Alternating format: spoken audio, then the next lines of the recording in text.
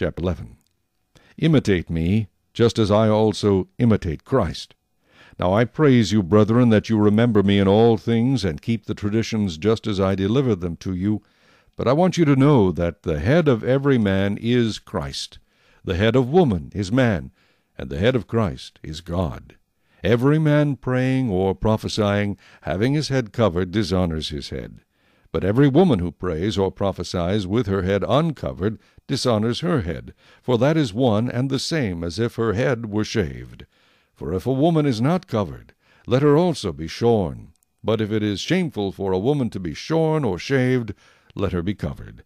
For a man indeed ought not to cover his head, since he is the image and glory of God. But woman is the glory of man. For man is not from woman, but woman from man.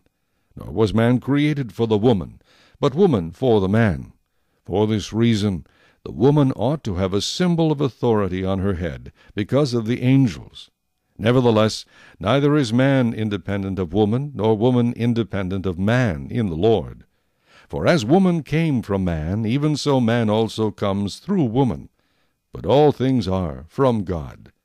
Judge among yourselves. Is it proper for a woman to pray to God with her head uncovered?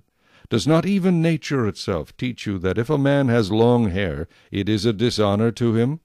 But if a woman has long hair, it is a glory to her, for her hair is given to her for a covering.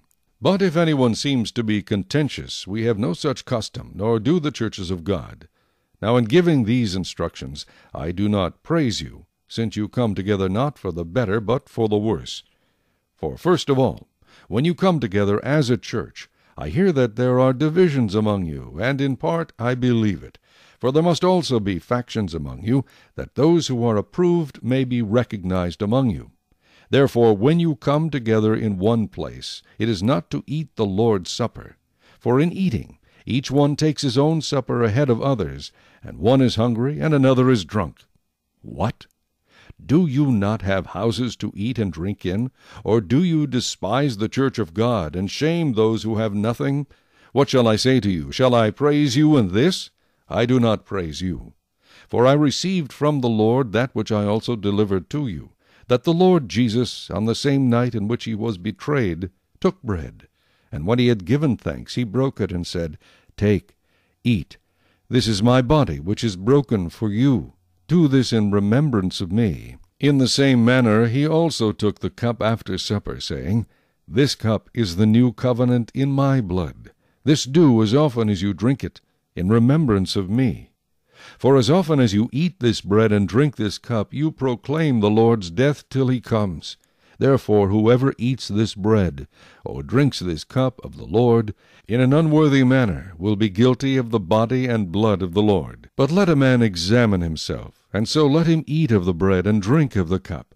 For he who eats and drinks in an unworthy manner eats and drinks judgment to himself, not discerning the Lord's body. For this reason many are weak and sick among you, and many sleep. For if we would judge ourselves, we would not be judged. But when we are judged, we are chastened by the Lord, that we may not be condemned with the world. Therefore, my brethren, when you come together to eat, wait for one another. But if anyone is hungry, let him eat at home, lest you come together for judgment. And the rest I will set in order when I come.